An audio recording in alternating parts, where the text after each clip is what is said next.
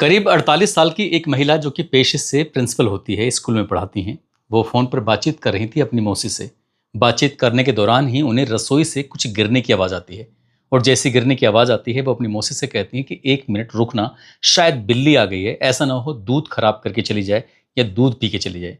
जैसे ही उस महिला ने अपनी मौसी से ये बात कही, इसके बाद वो रसोई की तरफ जब जा रही थी, तो इस बीच में देखती क्या है कि एक चोर है जिसने हाथों में ग्लव्स पहने हुए हैं, चेहरे पे मास्क लगाया हुआ है और वो रसोई के उस छोटी सी खिड़की से निकलने की कोशिश कर रहा था। जैसे वो उस खिड़की से बाहर कूदता है, कूदने के दौरान ही जो उसका मास्क था, वो खिड़की में जाकर अटक जाता है। जैसे मास्क अटकता है, उसके बाद वो बेनकाब हो जाता है और जैसे ही वो बेनकाब होता है, तो मैडम के मुँह से आवाज़ निकलती है, "बाबू।" बस इतना कहना था। उसके बाद फिर वो अपनी मौसी से कहती हैं कि तुम फ़ोन रखो, मैं तुमसे अभी बात करती हूँ। मौसी को फ़ोन रखने के लिए बोल देती हैं, फ़ोन कट हो जाता है। फ़ोन कट होने के बाद उससे इससे पहले कि बातचीत करती, उससे पहले कि उस चोर को कुछ कहती, चोर जैसे कदम तेज़ी से वापस गया था, वो वापस आ जाता है, यानी कि जाता नहीं है, वापस आ जाता है और जैसे ही वो वापस आता है, उसके बाद उसने एक के बाद एक ताबड़तोड़ वार करना शुरू कर देता है। उसने लगभग मैडम पर 27 वार किए थे। उस धारदार हथियार से ऐसा कोई हिस्सा नहीं था जिसे गोदने की कोशिश न की हो। उसने उसकी एक ही कोशिश थी कि मैडम के मुँह से जो एक बार नाम निकला है बाबू, बस वो खामोश हो जाए, चुप हो जाए, क्योंकि अगर ये दोबारा निकलता है, किसी को इस बात के बारे में पता चलता है तो कातिल पकड़ा जाएगा। उसने यही सोचकर वो काम किया था और वहाँ से भाग जाता है। बात पुलिस तक पहुँचती है। पुलिस ने लगभग 80 बाबू पकड़े और 80 बाबुओं को पकड़ने के बाद भी पुलिस कातिलों तक नहीं पहुँच पा रही थी। बस यही हैरान करने वाली बात थी कि आखिरकार वो बाबू था कौन? पुलिस ने लगभग 40 अफ़सरों की टीम बनाई जाती है, जिसमें 5 टीम होती हैं। 40 ऑफ़िसर मिलने के बाद उसे बाबू को तलाश करते हैं। जो कातिल होता है, जब वो सामने आता है, तो सब के सब लोग हैरानी में पड़ जाते हैं कि आखिरकार वो ऐसा कैसे कर सकता है। आदाब, नमस्कार, सत श्री अकाल। मैं उस्मान सैफ़ी। आज की जो सच्ची घटना मैं आपको सुनाने जा रहा हूँ, ये सच्ची घटना है तेलंगाना प्रदेश का ज़िला नालगोंडा की। नालगोंडा में एक थाना लगता है, थाना कोंडा मल्लेपल्ली, और यहाँ से लगभग 108 किलोमीटर दूर हैदराबाद में बैठे हुए एक व्यक्ति जिनका नाम होता है राजेंद्र रेड्डी, जिनका व्यवसाय का काम होता है, उम्र जिनकी 50 साल के आसपास होती है। वो अपनी पत्नी रूपा रेड्डी को, जिनकी उम्र लगभग 48 साल के आसपास होती है, जो कि पेशे से प्रिंसिपल होती हैं, उनको 12 अगस्त 2026 की सुबह लगभग 9 बजे के आसपास पहला फ़ोन करते हैं, लेकिन फ़ोन उठता नहीं है। उन्हें लगता है कि शायद मैडम बिज़ी होंगी, स्कूल में होंगी, इसलिए वो फ़ोन दोबारा करते हैं। लगभग 10 मिनट के बाद जब फ़ोन किया जाता है तो फ़ोन लग ही नहीं रहा था, यानी कि पहली बार कोशिश की तब भी फ़ोन नहीं लगा, दूसरी बार कोशिश की तब भी फ़ोन नहीं लगा, तीसरी बार कोशिश करते हैं तब भी फ़ोन नहीं लगता है। इसके बाद उन्होंने उनके विद्यालय में फ़ोन कर दिया। Naga Arjun grammar concept school में जब फ़ोन किया जाता है, जो कि कोंडा मल्लेपल्ली में ही लगता है, उसी एरिया में वो है। इसके बाद उन्होंने वहाँ फ़ोन किया। फ़ोन करने के बाद पूछा कि मैडम से बातचीत नहीं हो पा रही है, क्या मेरी बात करा दोगे? जब बात कराने वाली बात आती है तो सामने से कहा जाता है कि आज तो मैडम विद्यालय ही नहीं आई हैं, इसलिए बात नहीं हो पाएगी। आप एक काम कर लीजिए, घर पे बात कर लीजिए। वो कहते हैं कि मैंने घर पर कई बार कोशिश की लेकिन बातचीत नहीं हो पा रही है, क्या करना चाहिए? जब ऐसी स्थिति पैदा हो जाती है तब राजेंद्र रेड्डी ने अपने ही पड़ोसी किराएदार होते हैं, उनको फ़ोन लगाते हैं। उन्हें फ़ोन लगाने के बाद कहते हैं कि मैडम से बातचीत नहीं हो पा रही है, जाकर एक बार आवाज़ लगा दीजिए, हो सकता है कि मैडम सोई हुई हों, थकी हुई हों, आप मेरी बात करा देना। जब इस तरह की बात आती है, पड़ोसी किराएदार उनके घर के दरवाजे को बार बार नॉक कर रहा था, आवाज़ लगा रहा था, लेकिन अंदर से कोई रेस्पॉन्स नहीं आ रहा था। दरवाज़ा अंदर से बंद होता है, इसलिए थोड़ा परेशान हो जाते हैं। वो कहते हैं कि साहब मैंने कई बार आवाज़ लगाई, कई बार कोशिश की, आप एक काम करो, आप कोई दूसरा रास्ता अपनाइए। जब बात दूसरा रास्ता अपनाने की आती है तब उन्हें याद आती है अपनी एक ख़ास दोस्त जो कि पड़ोस में ही रहते हैं, जिनका नाम होता है राम मूर्ति, जो कि पेशे से सब इंस्पेक्टर होते हैं और थाना होता है उनका चिंतापल्ली, वहाँ के थाना सब इंस्पेक्टर थे। अब उनको फ़ोन किया जाता है, उनसे कहा जाता है कि क्या आप अपने ऑफ़िस के लिए निकल गए हो कि नहीं निकले हो? उनका मैं अभी तो ऑफ़िस के लिए नहीं निकला हूँ, लेकिन बताइए मैं क्या आपकी मदद कर सकता हूँ? वो राजेंद्र रेड्डी कहते हैं उस सब इंस्पेक्टर से कि मेरे घर जाकर देख लीजिए, मेरी पत्नी से बातचीत नहीं हो पा रही है, दरवाज़ा अंदर से बंद है और कई बार आवाज़ भी लगाई गई हैं, लेकिन उसके बाद भी कोई रिस्पॉन्स नहीं आ रहा है। अब सब इंस्पेक्टर यहाँ से अकेले नहीं जाते हैं, बल्कि आस-पास के जो 2, 4, 6 लोग थे, उनको साथ लेके चले जाते हैं। जब साथ लेके जाते हैं तब उन्होंने अंदर का जो दृश्य देखा, उसे देखते ही रह जाते हैं। दरअसल उनकी जो पत्नी है, जो पेशे से प्रिंसिपल हैं, नाम उनका रूपा रेड्डी है, वो खून से लथपथ पड़ी हुई हैं। तभी नज़दीकी पुलिस स्टेशन को सूचना दी जाती है, फ़ोन किया जाता है और फ़ोन जाने के बाद फिर पुलिस की टीम मौके पर आ जाती है। जैसे ही प्रिंसिपल की हत्याकांड के बारे में खबर लगती है, अब पूरे ज़िला हो या फिर पूरा प्रदेश हो, हर जगह तक ये खबर बहुत तेज़ी के साथ आग की तरह फैल जाती है। जैसे ये खबर फैल रही थी, सोशल मीडिया के अलग माध्यम से लोगों को पता चल रही थी, लोगों को यकीन नहीं हो रहा था। सबसे पहले ये खबर पहुंचती है उनके विद्यालय में कंडोलेंस हो जाती है, उस दिन की छुट्टी कर दी जाती है और बच्चों से कहा जाता है कि बच्चों 5 दिन तक आपको यहाँ विद्यालय में नहीं आना है, छुट्टी कर दी गई है। बच्चों की 5 दिन की छुट्टी कर दी जाती है।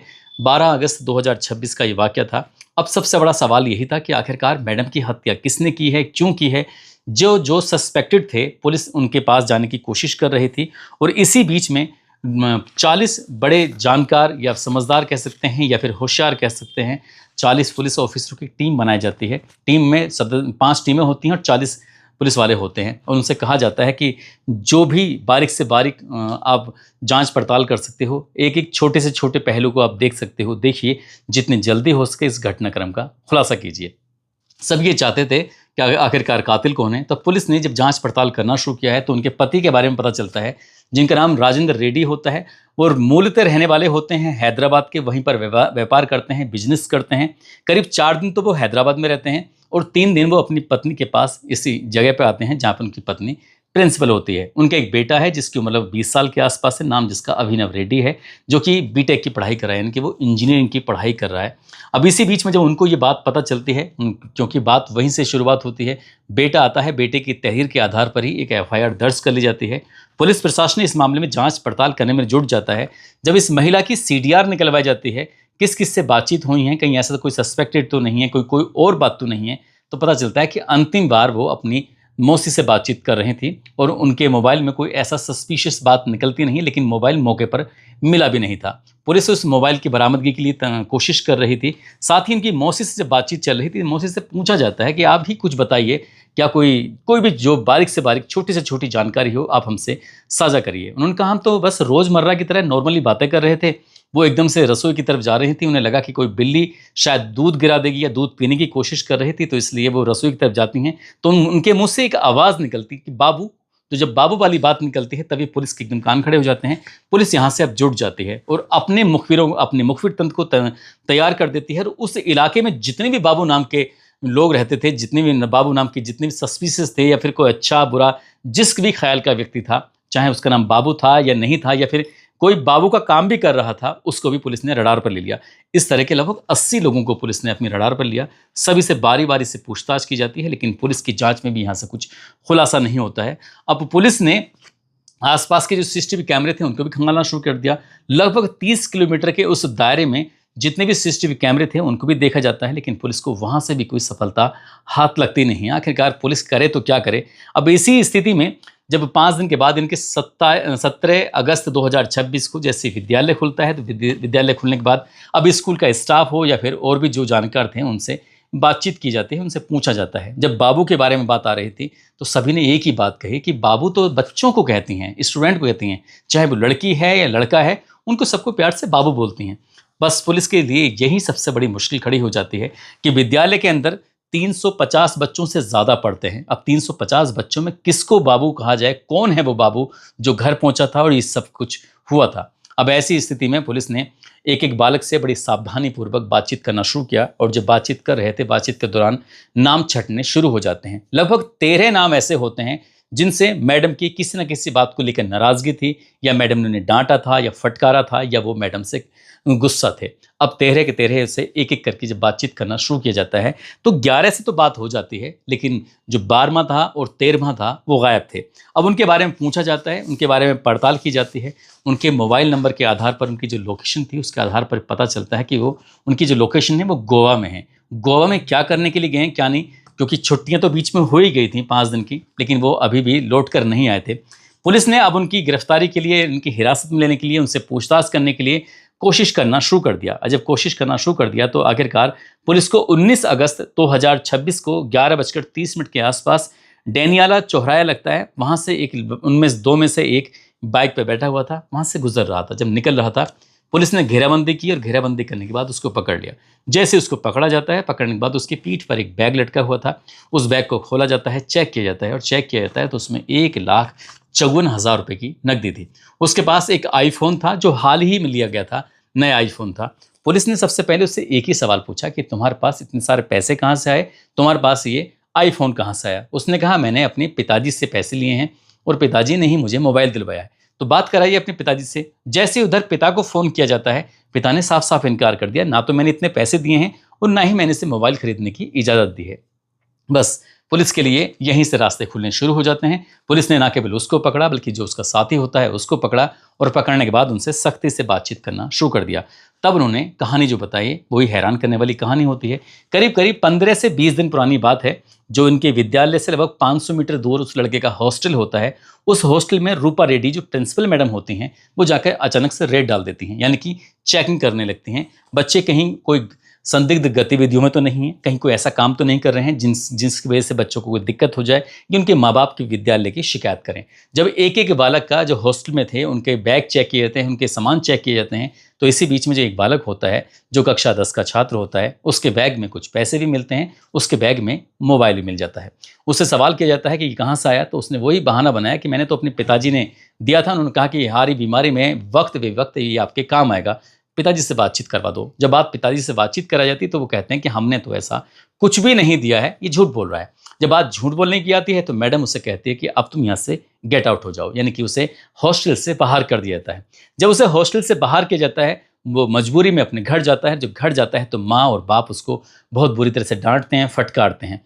तब उसे थोड़ा दुख होता है, तकलीफ होती है, उसे गुस्सा आता है मैडम के ऊपर। लेकिन इससे पहले ही सेम टू सेम ऐसी ही घटना एक और हो चुकी थी। एक और स्टूडेंट को उसी हॉस्टल से बाहर किया गया था। अब ये दोनों जो निकाले जाते हैं, इनकी और भी गहरी दोस्ती हो जाती है, दोनों आपस में मिल जाते हैं। तब ये फैसला करते हैं कि मैडम से तो बदला लेना पड़ेगा। अब इस बदले वाली बात जो आती है तो उन्होंने ये फैसला किया कि पूरे विद्यालय की जो फीस होती है वो इकट्ठी होती है और वो 10 तारीख से लेके 15 तारीख तक के बीच में पैसे इकट्ठे होते हैं और वो मैडम के घर पे ही रखे जाते हैं। वो लगभग 6-7 दिन तक रैकी करते हैं। रैकी करने के बाद पूरा पता कर लेते हैं। एक स्टूडेंट, उसने अपने आप को पैक किया हुआ था, चेहरे पे मास्क था, हाथों पे ग्लव्स थे। वो घर के बाहर खड़ा हो जाता है ये देखने के लिए कोई आ तो नहीं रहा है, कोई जा तो नहीं रहा है, कोई देख तो नहीं रहा है। दूसरा जो स्टूडेंट होता है रसोई के रास्ते से घर के अंदर प्रवेश करता है। घर के अंदर प्रवेश करने के बाद जो पैसे रखे हुए थे वो आराम से जहाँ रखने थे, मैडम ने को बिल्कुल भी कोई डर ही नहीं था कि उनके पैसे कोई निकाल के भी ले जाएगा। 2.5 लाख रुपए की रकम होती है। वो चुपचाप पैसे निकालता है, निकालने के बाद वहाँ से निकल ही रहा था। मैडम आराम से बातचीत कर रहे थे। ये 11 अगस्त 2026 की देर शाम की बात होती है और जैसे वो लड़का वहाँ से निकल के भागने की कोशिश कर रहा है, उसने अपने आप को हालांकि पैक कर रखा था और जो वो खिड़की से बाहर कूदने की कोशिश की तो जो उसका मास्क था वो फंस जाता है और जैसे मास्क फंसता है उसके बाद उसकी पहचान हो जाती है। मैडम ने उसका नाम नहीं लिया, लेकिन बाबू जो बुलाया तो उसे लगा कि अब इस चेहरे की पहचान हो चुकी है, मैडम सबको बता देगी और मैडम ने सबको बताया तो फिर क्या क्या नहीं होगा। वापस आता है, वापस आने के बाद मैडम पर ताबड़तोड़ वार करता है। वार करने के बाद उनकी हत्या कर देता है। वो भी बहुत ही जघन्य तरीके से। उसकी इस हत्याकांड की गूंज चारों तरफ फैल जाती है और पुलिस ने जब घटनाक्रम का खुलासा किया तो लोगों को यकीन नहीं हो रहा था कि जिन बच्चों को इतनी शानदार तरीके से परवरिश दी जा रही थी वो इतना बड़ा अपराध कैसे कर सकते हैं। फिलहाल तो उन्हें गिरफ्तार किया। गिरफ्तार करने के बाद जो बच्चों की जेल होती है उनको वहाँ पर भेज दिया गया। लेकिन इस घटना ने लोगों को सोचने पर मजबूर कर दिया है। दोस्तों, इस पूरे घटनाक्रम को सुनाने का उद्देश्य किसी को परेशान करना नहीं है, किसी का दिल दुखाना नहीं है, बल्कि आपको जागरूक करना है, आपको सचेत करना है, आपको बताना है, जाते जाते आपको ये जताना भी है आपको अपने बच्चों पर ध्यान रखना चाहिए। खासकर वो मोबाइल यूज़ करते हैं कि नहीं करते हैं। मोबाइल यूज़ करते हैं तो किस तरह की हिस्ट्री देखते हैं, उनको ये भी चेक करना चाहिए। उनको वो व्हाट्सएप पर, यूट्यूब पर कि क्या क्या उनका सर्किल है, कहाँ कहाँ से बातचीत करते हैं, क्या करते हैं। क्योंकि ये जो बातचीत कर रहे थे, ये देख रहे थे, इन्होंने यूट्यूब पर ये देखने की कोशिश की कि अमीर कैसे बना जा सकता है। ये ज़्यादा उनकी ख्वाहिश बढ़ रही थी। वो शायद बताया जाता है कि वो बाइक भी खरीदना चाहता था, इसलिए उसने वो गलत रास्ते की तरफ निकल जाता है और ये भी दावा किया जाता है कि उसने शराब भी पीनी शुरू कर दी थी। शायद यही गलत आदतें थीं जो उसे कत्ल करने के रास्ते पर पहुंच जाता है। वो इतना भयानक रूप से कत्ल कर देता है। जाते जाते अंबेडकर नगर उत्तर प्रदेश के रहने वाले हैं सर्वज्ञ गिरी। आज इनका जन्मदिन है। इनको जन्मदिन की ढेरों सारी शुभकामनाएं, बहुत बहुत मुबारकबाद। और कुछ लोगों ने नाम लेने की अपील की है, जिसमें लखनऊ से आदित्य यादव हैं, अंबरपुर सोहाना से सौरभ हैं, मोहम्मद दिलशाद, मोहम्मद जावेद हुसैन, मिलकाश टोप्पे, जैक राइडर, श्याम सुंदर विश्वकर्मा, प्रदीप मिश्रा, सतीश चंद, जाफर हुसैन, राकेश कुमार गुप्ता, जुबैर खान, मीरा भारती, ऋषि बरदाना, सलीम अख्तर आज़ाद, मुजीब राणा, फैसल इस्माइल वाला। आप सब लोग अपना ख्याल रखें, सुरक्षित रहें। जय हिंद, जय भारत।